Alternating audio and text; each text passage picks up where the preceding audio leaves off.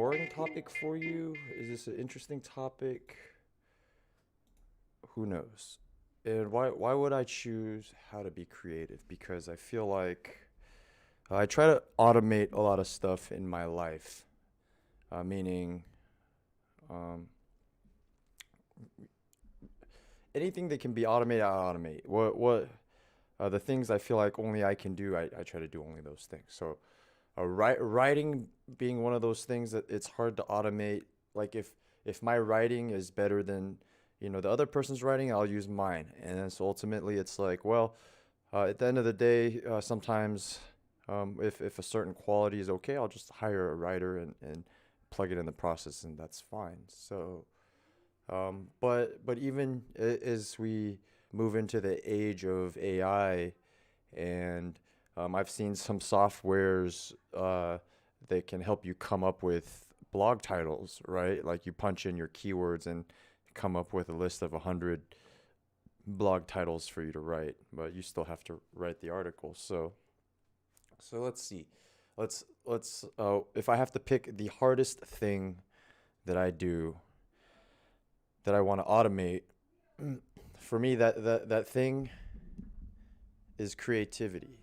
So so this morning, or it's almost lunchtime now, I attempt to automate creativity by maybe exploring the process of being creative, right? And the thing that I feel like I can't automate, let's try to automate it. So if I was to teach someone how to be creative, where do we start? And let's pick something tangible. So let's start with a blog, right? So let's bring this back home, and let's take this out of theoretical and bring this back home to something everybody watching and listening can actually do. So we can all write a blog. And if you don't have one, you get a free one. A Medium is the one I use. WordPress, you can go start a free blog, or you can make your own website. All right. And why do we start with the written blog in terms of how to be creative for your business? Well, because it's easy. The easiest thing to do is to put text onto the internet, the web, and to have Google then crawl that. And so it's kind of the easiest from point A to point B. Now, is video better this day and age? Some could say yes or no. So if you want to jump straight to video, maybe you can do that. Okay, that's fine.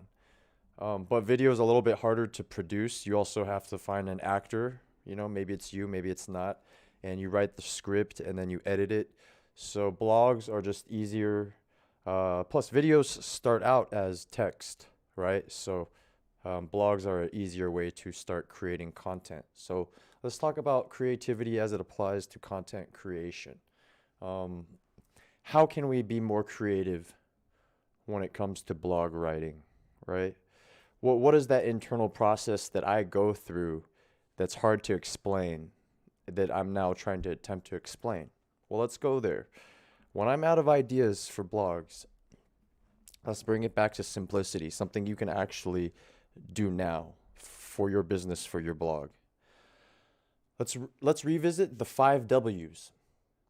Who, what, when, where, why. And we'll start there. Who, what, when, where, why. And let's apply that to your business. And let's apply that to blog topics that we come up with. Okay? So let's assume we have no blogs and we're a startup company. Then it becomes very easy, right? Who are we? What do we do? When do we do it? Where do we do it? And why do we do it? Right? And I'm going to pick something that I'm working with right now, which is a bankruptcy attorney in Orange County. And that is my main marketing job right now, is I am the in-house marketing director for a bankruptcy attorney in Orange County, California.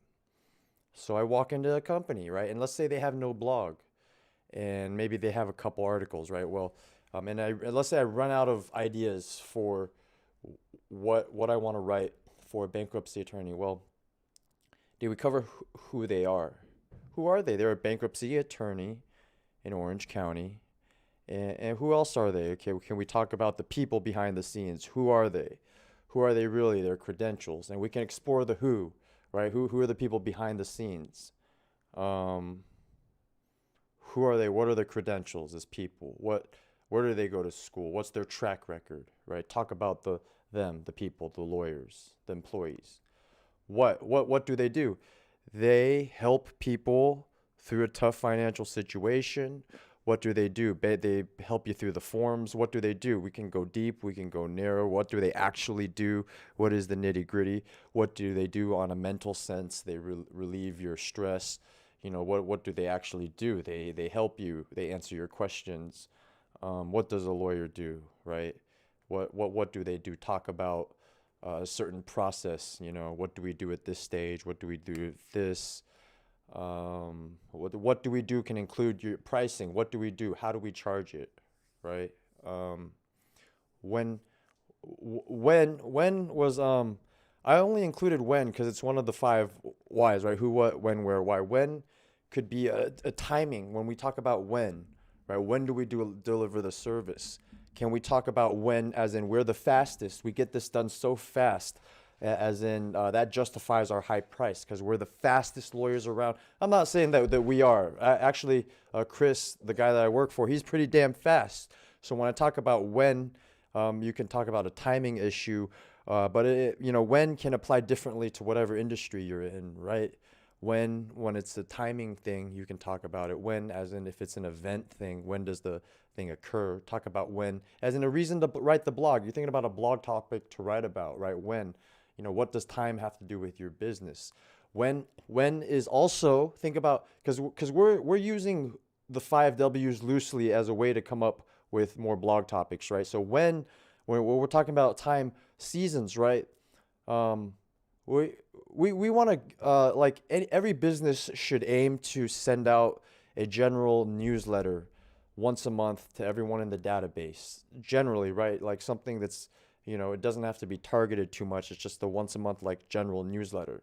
So when we talk about when could be what time of year we're in as a reason to be creative and create content, right?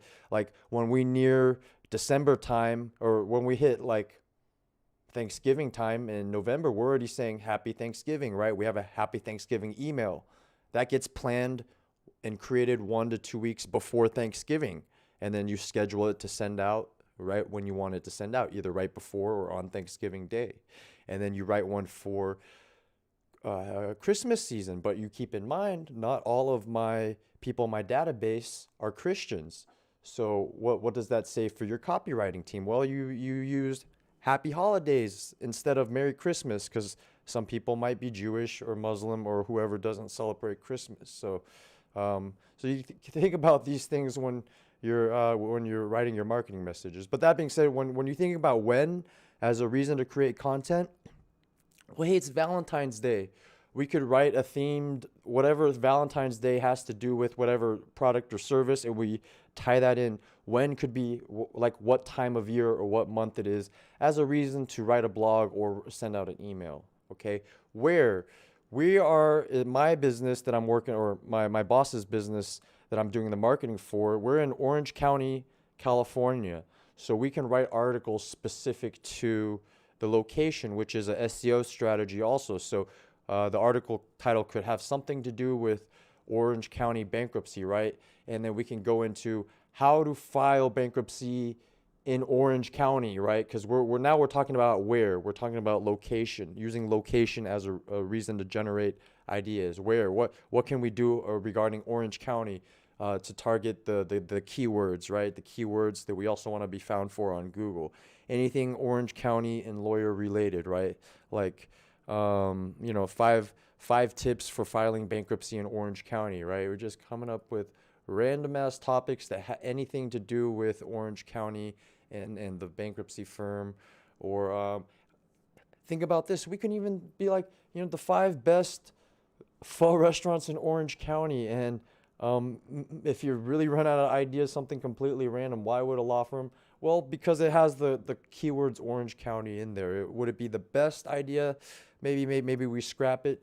Well, you right now you're just generating ideas, so you don't want to scrap anything yet. You just want to throw the ideas out there, write them down, and then develop them, and then scrap them later on, right? So and then the why. Hey, we got a phone call. I'm gonna cancel that real quick. That's not for me. We got a why, as in why do we do what we do? Then you can go personal, or you can why, as in you can explain a process. Why you should hire us. Why are we different? Why are we better than the competitors? Um, why do we specialize in Orange County? Can Even though our headquarters is in Orange County, could we handle a Los Angeles County bankruptcy case? The answer is actually yes. We just don't brand ourselves as such, right? But that could be the topic for a blog post. You're just thinking of, right? Because you're just thinking of reasons. Because after you write 50 or 100 articles on bankruptcy, right? How much more can you write? We wrote a whole book. So marketing is a constant creative effort to keep generating ideas that you can then branch out from. And when you're generating ideas for your business, when you're trying to be creative, also what you want to do is pretend you don't know anything about your business, because generally your perfect client really doesn't, right? Otherwise they wouldn't be searching you out. Bankruptcy especially, right? We kind of don't want repeat clients in bankruptcy, right? If you're going to file bankruptcy, it's like, oh, I kind of screwed up in life, or I did a bad business and I need some help. I need to get bailed out. And then after that, you learn from your mistakes and you develop better habits, and you don't go back to that situation ever again, right? So generally, when bankruptcy people come in, they don't know anything about it, because the most common scenario is you file bankruptcy and you're like, oh shit, I got myself in a mess. Let's never get here again. Yeah, help them out of bankruptcy, and then give them some tools and some resources so they can learn how not to get there again. So I bring that up to say that our average client knows nothing about our business.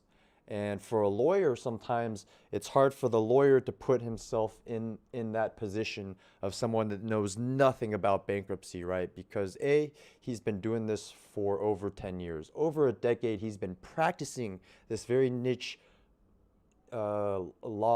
niche aspect of law. Not just all law, just bankruptcy, right?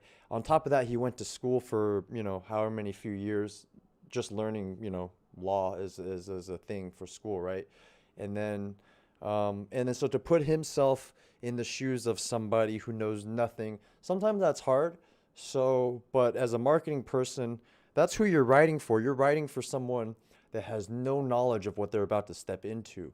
And so for a marketing person, sometimes you're bridging the gap between the entrepreneur, the founder, the business owner, and you're bridging the gap between that guy and the general public, right? Because he knows everything, but he might overlook some very simple foundational things, and that's what the marketing person can be like, well, can ask the questions, and then help mold the art. Even if the marketing person isn't actually writing the articles, he can review them and make sure they're answer the perspective of the audience that we're writing for. So when you look at your content, and the great thing about blogs and written blogs on the web that you can control, especially, right, on your blog that you can go and edit on your WordPress that you own, right? It's not a blog on somebody else's site. Best thing is you can go back and improve these over time, right? In order to improve your SEO rank on Google. So and it's not some brand new strategy, so you write your articles, and then over time you can go back and improve, look at the ones that are performing the best, and then spend time on those, make those even better. And so I bring that up because it's very important to always ask yourself at every stage of the process, how can I make this better, right? You don't just write a blog, post it, right? You write the blog with the intention that you're competing. Okay, a blog is not just a blog that you put out. A blog is like a guy running a race in the Olympics. Literally, you're competing for page 1 of Google, and your blog is like your horse in there running that race for you. Okay, So if that's like your prize horse, you're gonna make sure you feed your horse. He works out, he sleeps well, give him the best organic diet, and that's how you want to treat your blogs, like your horses, right? You put a lot of time and effort growing them. These aren't just little like freaking seeds you plant. You don't give a shit about them, right? You nurture them, you grow them, you go back and you invest in them over time. You ask, how can I improve this blog? If I added some images, would it make it better? If I made some things bold, if I wrote another paragraph here, if I elaborated more, if I put a link to here, if I linked somewhere else on the site, if I linked somewhere else to this blog, right? After writing this, look for other areas on the site that you can link to be more informative to your audience, right? So how can I make this better? If you do that, that's part of the creative process. You might end up creating more, right? If you're asking yourself, how can I make this better for the audience, right? This blog is intended to answer somebody's question. How can I answer their question a little bit better? Because I'm competing for that page one of Google. So that's why I would make this better. I want to be the best answer to somebody's question, so I deserve to be on page one of Google. With that said, there's two ways to create. You can have the complete blueprint in place before you set out and create something, which would be the more traditional way and the recommended way. Or you could be feeling and mission driven, right? Which is, I wouldn't say it's wrong, but it's easier to fail if you go that route without having like the plan in place. Some people would call that intuition, but I bring that up because that's the one I more relate to, right? Like let's say I have this mission. Marketing is in my blood for some reason. It's actually in my name. Like my name is Omar Ting, and then like it's just missing a couple letters there to be full on be like marketing, right? Omar Ting is just missing the K. If my middle name was like K and E, right? My whole name would be O Marketing, right? So perhaps like it was destined that I would be talking about marketing. But I'm talking about like in a weird way, right? But I'm talking about a weird way where you feel like a mission. But my whole life has been sales and marketing, and now it just feels like, well, I'm making a stretch analogy here, but it's almost how like Michael Jordan felt compelled to come back to basketball. I don't know if people know this, but he took a break for a couple of years to play baseball, and he was like, "Well, I'm not that good at baseball, right? Like I'm athletic, so I can, bounce around in the minor leagues without formal training, right? Because I'm just like superhuman, right? But I'm not a pro baseball player. Yeah, I'll come back to basketball, right? Like, for me, I think I'm on, given my experience and where I am, I'm a fish, like." I'm naturally good at marketing. I might as well just go play where, I played around here. I try to go stream video games. That didn't work out, right? So, you know what? I'll try to play poker, right? I'm an average poker player. I lose more money actually than I make playing poker because like I make a little bit and I raise the stakes and then I lose all that and I start back and then so I actually end up like, you know what? Just do what you're good at, man. Just focus on the marketing. All right. So I feel a mission, right? As far as the intuition now that marketing is the right. I feel like I'm in the right area. I don't exactly know how I'm gonna make money off of marketing, right? I don't want to, but I'm working on some things. I'm writing a book that I'm gonna give away for free. Alternatively, I bring this up because the traditional method is to have a plan, right? If you're gonna start a business, have a business model, write it out, raise the money, have a plan. As far as me getting back into marketing as a coach, as a consultant, I don't have a plan. I'm more intuition, mission driven, just knowing that that's the right path.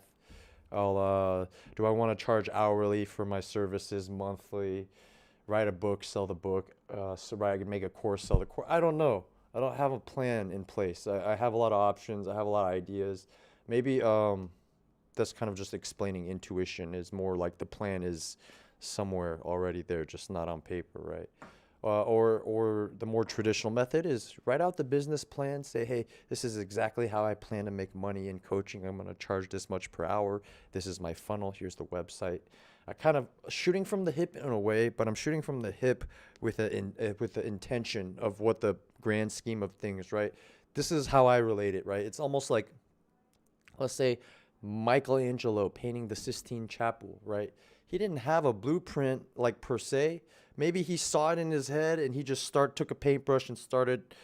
That's a little bit how I feel. Like I almost have like a kind of an idea of what the end picture is, and then I just set out. You know what? I'm just this is the right direction, kind of. If I wanna, it makes sense, right? If I'm a fish, why go try to dunk a basketball if I'm a fish? Just go and swim in the water. Do what you're good at. So there's two ways to go about creating something. Start out with a plan in place, have it, and then before you do it, or you're like intuition and mission driven, and then you're going in the right direction, and you can solve problems along the way. I think it's good to recognize there's two different ways to be creative.